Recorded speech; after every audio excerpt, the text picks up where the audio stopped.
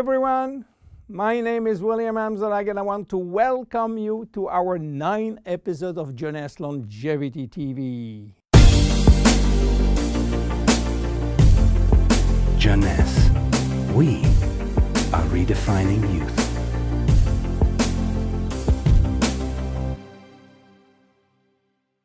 Obesity, or should I say globesity. Today, obesity is a worldwide epidemic disease. There is an outrageous eruption of a worldwide obesity even in the countries where not so long ago famine was the #1 health issue. The fatness of the world is changing rapidly, and this is very disturbing because it's going out of proportion and nobody can get any control of this new epidemic. Many children become obese and then become obese adults. The diseases associated with obesity, such as heart disease, cancer, and especially diabetes, will explode.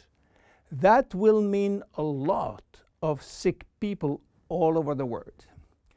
The cost in terms of death, diseases, and money spending is just astronomical.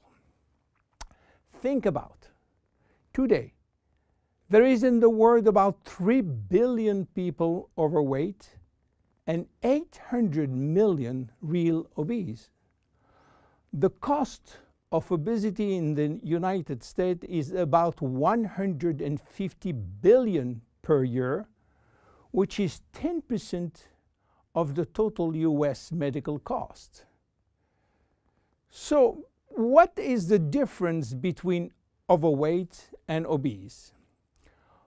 Overweight means that you gain only a few kilos above standard, from 1 to 15 kilos for adults. Above this threshold, you're considered as obese. If you wish to get more detailed information, then you have to calculate your BMI, which means your body mass index, by using the following formula: your weight in kilo divided by your height in square meters.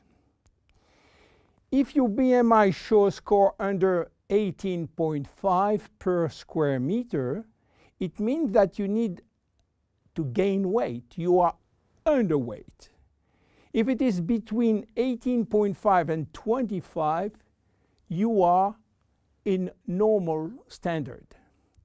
Between 25 and 30, you are overweight, and above 30, you are qualified for obesity. Note that BMI is a standard tool which do not apply in extremes like very tall people or very small people, and also should be adapted to children. Why people become obese? It is very simple in theory, but become more complicated when we reach fat metabolism. We are gaining weight or fat when we eat more than we spend in terms of calorie, or when we spend less than we eat in terms of calorie.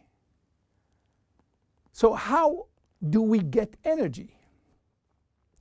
The body will get energy only from the food, knowing that 1 gram of carbohydrate will release 4 calories, same for proteins, but 1 gram of fat will release 9 calories.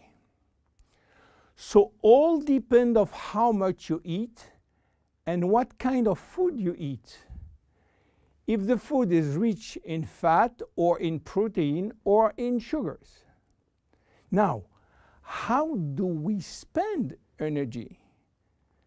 There are 3 ways to spend energy. The first one is what we call basal metabolism, which is the necessary energy required to get our body working and all our million of chemical reaction working and working properly. This requires approximately 1 calorie per kilo and per hour. So if you weigh 60 kilo, you will spend in 24 hours 60 multiplied by 24 equal 1,440 calories per day. And this is good news because you have no control on that. The second spending is the necessary energy to fight against heat or cold. And these depend on the environment and the way that you are protected against heat or cold. It is called thermogenesis. And again, you have little control on that. The third one is the energy required to move your body, and that is entirely up to you. This is to say that physical activity is the only controllable way to spend energy. We will see later that this very simple way of gaining or losing weight is influenced by many, many other factors, and especially the control of fat metabolism by a sophisticated group of hormones. So why such epidemic? To understand, we have to go back 20,000 years ago. As surprising that it can be, our genes have not changed for the last 20,000 years. At this time, life for humans was quite difficult. In fact, life was based on food availability, and food was really available only during spring and summer. The rest of the time, no food, almost famine. Our genes has to adapt and to work in accordance with this alternance of abundance and famine, and they create a kind of energy storage. The fat cell was born.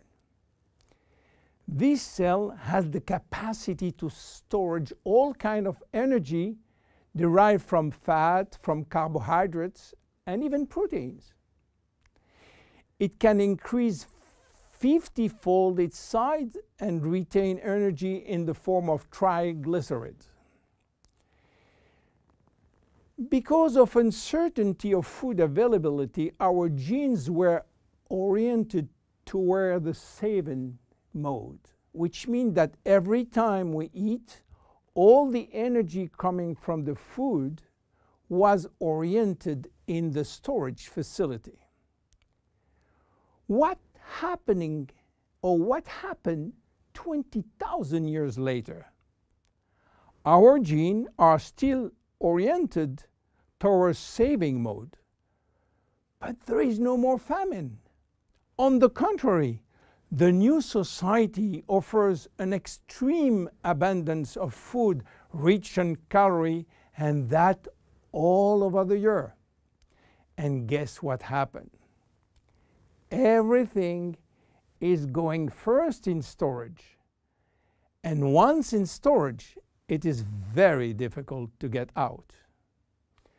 You understand now why it is very difficult today not to gain weight or fat. But there is another factor. 20,000 years ago, in order to bring food at home, men were hunting, fishing, or climbing trees to get fruits. And that was a huge energy spending mode. Today, with a new technology created for lifting heavy items or escalator or elevator, we reduce drastically our energy spending. You understand now why it is so easy to gain weight or fat. What are the consequences of obesity in terms of health and longevity? To make a long story short, it is a disaster. Being and staying obese will lead to a long list of chronic diseases, including cardiovascular disease, diabetes, cancer, metabolic syndrome, and consequently a drastic shortening of life. That will not account for the uncomfortable physical, emotional, and mental consequences of being heavy for ourselves and for our relationship. In terms of aging, obesity is shortening telomeres, increasing DNA damage, and reducing stem cell pool. So what to do for reducing obesity? Obviously, it is quite difficult considering the worldwide effort of the medical community with so small results. Health authorities are repeatedly organizing campaigns to inform people about the consequences of eating too much sugar or fat or the lack of exercise. But the food industry until now do not help and still putting on the market food rich in bad sugar and bad fat. The first step is to be convinced that improving your lifestyle, which means improving your nutrition, your physical activity, managing your stress and your emotion, in order to stop impulsive eating, will be a very good action to preserve your life and your longevity. The second step will be to use specific food supplements to help managing your fat metabolism and rebuild the muscles that you lose when lacking exercise. This is why Jeunesse decided to create a new line of product specially designed to counteract craving, to help fat metabolism, and to reduce muscle loss. Be with us in our next episode dedicated to the Zen body line. My name is William Amzalag, and I will see you on our next episode. Thank you.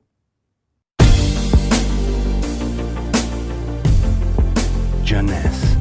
We are redefining youth.